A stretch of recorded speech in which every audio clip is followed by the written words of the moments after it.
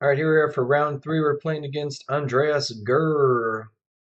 Would I like to play first? Yes, I would. This hand looks pretty strong. Don't have any removal, but we're on the play, so that means I can play this Knight's Whisper and then get the rat out there. I'll keep this. It is a little awkward that I'll have to discard if I play the Carnarium and the Knight's Whisper, but I'm not too worried about it at this point. I'll probably play the Knight's Whisper on turn 2 and then the rat on turn 3. Looks like we're playing against Affinity. Disciple of Vault is pretty bad card against us. So this bolt makes me want to play the Rakdos Carnarium instead. Next turn I'll probably play the bolt plus a Knight's Whisper. I want to take this guy out. This could be like one of those egg decks, one of those eggs decks where they really rely on the Disciple of the Vault. So I'm probably going to take him out. Other option is to take out the Frogmite. I'll have plenty of opportunities to take out a Frogmite later though, so I'm going to take out that guy right now. Cast Knight's Whisper. Pass the turn. So Bolt was a pretty good draw for us. See what our opponent has here. Mirror Enforcer, I don't unfortunately have a great answer to it yet. Gurmag Angler will eventually be able to block it, but a little ways away from that. I'm just going to play the rat here. I'm going to play the Bloodfell Caves. It's a little unfortunate that I was forced to take the Gorilla Shamans out of my sideboard. They're normally obviously insane in this matchup. Smash the Smithereens not quite so good, but still pretty good. Looks like this is getting burned. Yep. Alright, we're taking 6 here. I do have enough mana to cast this Gurmag Angler now, though. I do actually have enough mana to play Knight's Whisper and a Gurmag Angler this turn. The benefit of not casting the Knight's Whisper is that I can play my Angler, and I can play my next Angler, my other Angler on the next turn as well.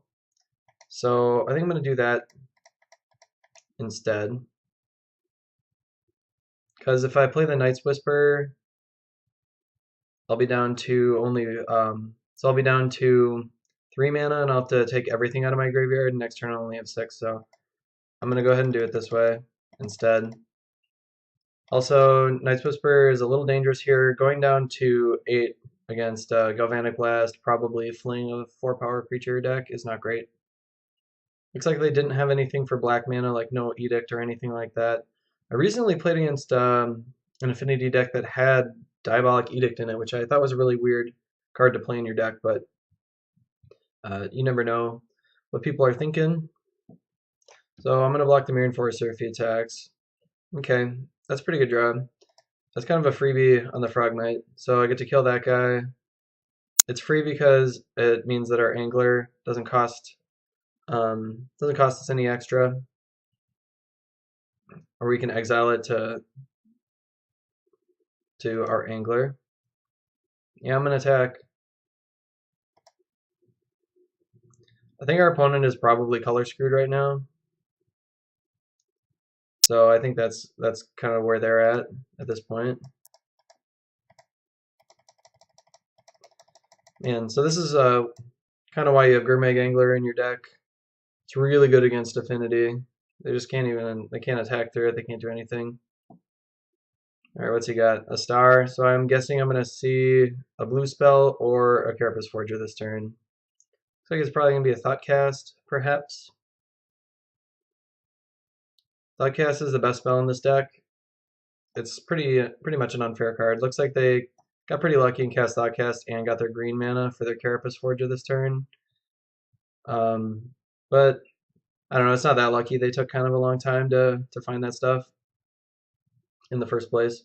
So hopefully we can find, yeah, that's a great draw. So I think I'm going to attack with both. Maybe just attack with one of them. Attack with one, they can't really attack me back. And they'll still be on a 2-turn clock. I should have probably cast Knight's Whisper if I was going to like make all these deliberations. I really want to prompt a double block. If I attack with both,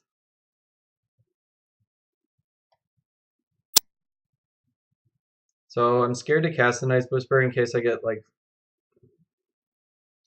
just attack with one. I don't know, this double block might be too tasty for them. Nope, they saw through it. So Night's Whisper is a tough one. I think I am gonna cast it. Um, they didn't have double red mana or anything. Just want to make sure I stay above 6 or above 4. I mean. All right.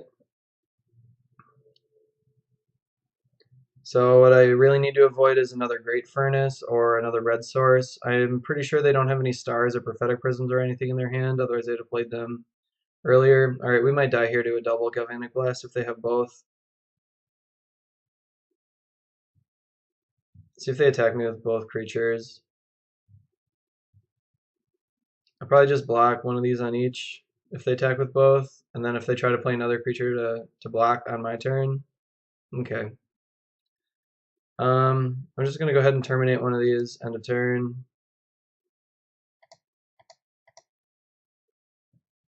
This way if I draw a burn spell, they're dead. Not this one though. That's the only burn spell that doesn't kill them. So I'm not afraid of going to 5, so I'm gonna play this Night's Whisper in case I can draw a Chainer's Edict. Chainer's Edict will finish them off. I'm not casting this Night's Whisper though. So I'm gonna go ahead and attack with everything. I gotta chump block my Angler.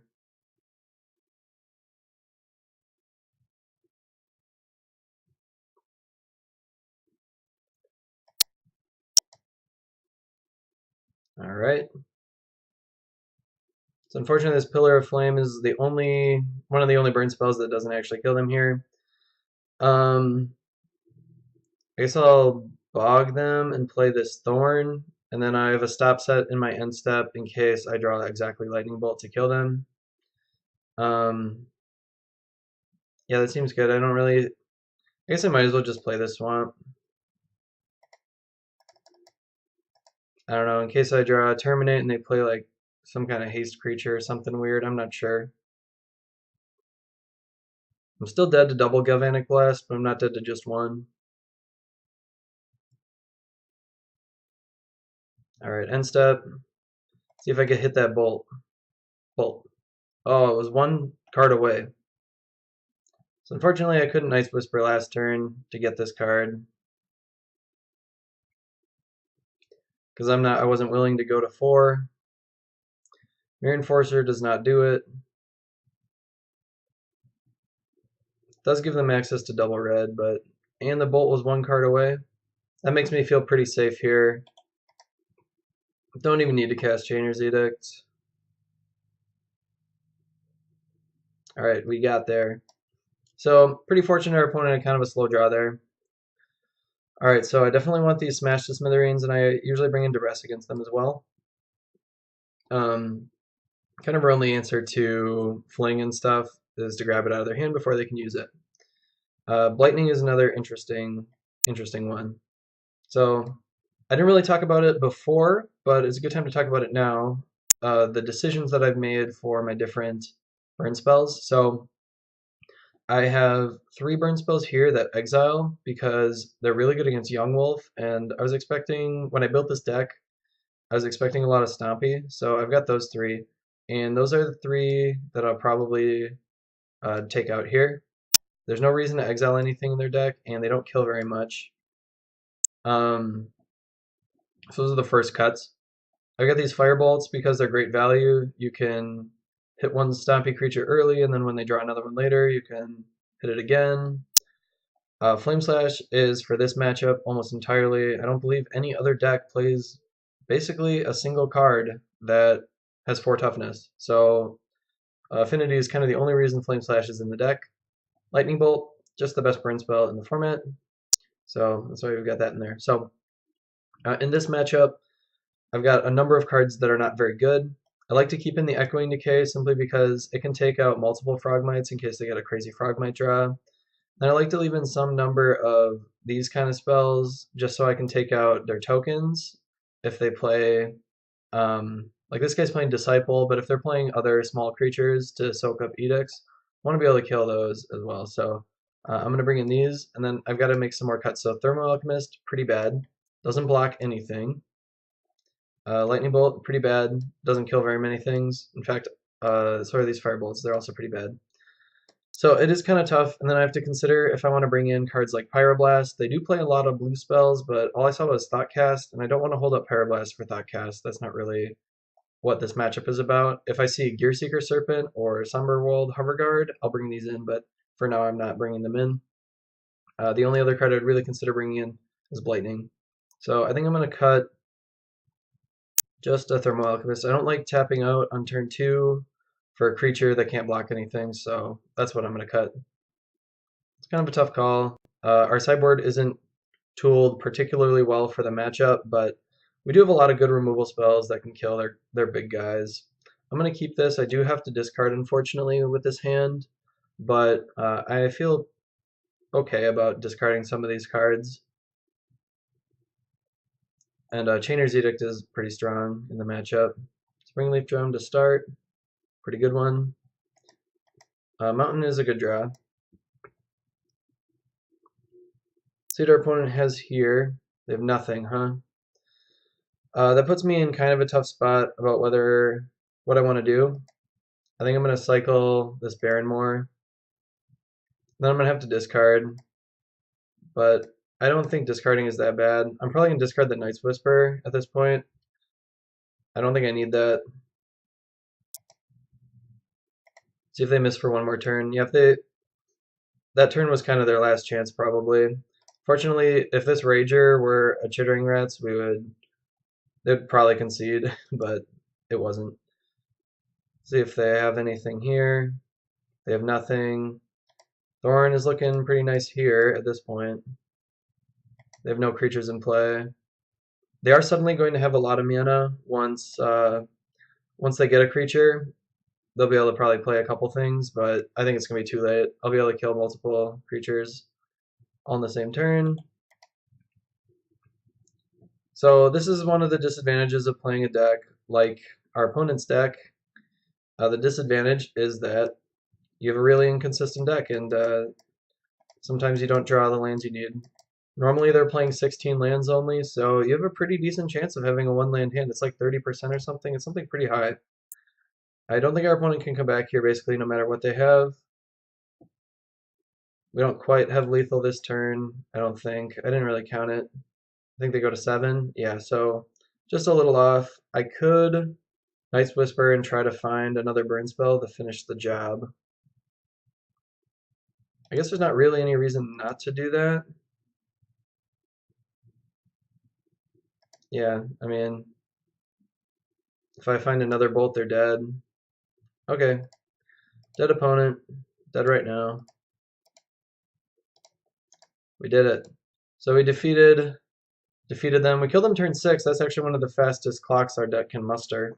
So off to a 3-0 start. Got ourselves the treasure chest already. Let's see if we can get a trophy. I've been kind of cursed with this deck. I've been going 4-1 every time. I think I've gone 4-1 8 times with this deck and 3-2 twice. And I just cannot get can't get a 5-0. So let's see if we can do it this time.